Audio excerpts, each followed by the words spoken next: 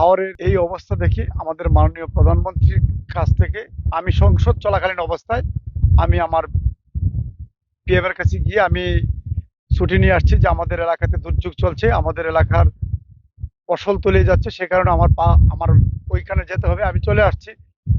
এসে যা দেখলাম আসলে এই যে সুনামগঞ্জের এই সাইডেই মনে হচ্ছে মানুষের সকল ধান তলিয়ে গেছে। আসলে কি বলবো, আমি একজন কৃষকের সন্তান, আমার নিজেরই খুব কষ্ট লাগছে, কান্না পাচ্ছে যে মানুষ এত অসহায় হচ্ছে।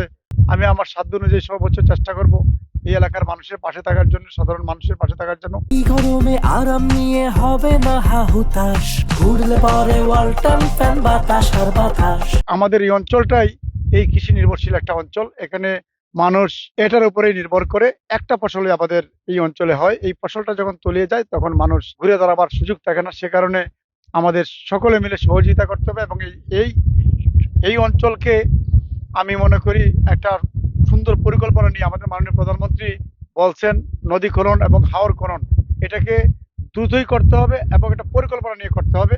যে পরিকল্পনা থাকবে আমাদের এই অঞ্চলে বৃষ্টি হয় বেশি, বৃষ্টির পানিতে যখন হাওর তলিয়ে যায় তাৎক্ষণিক যেন পানিটা নিষ্কাশন করার জন্য সুইচ গেট থাকে এবং হাওরে যাতে পানি ঢুকাতেও সহজ হয়, পানি বের করতেও সহজ হয়, এরকম পরিকল্পনা নিয়ে আমাদের কৃষকদেরকে বাঁচাতে হবে।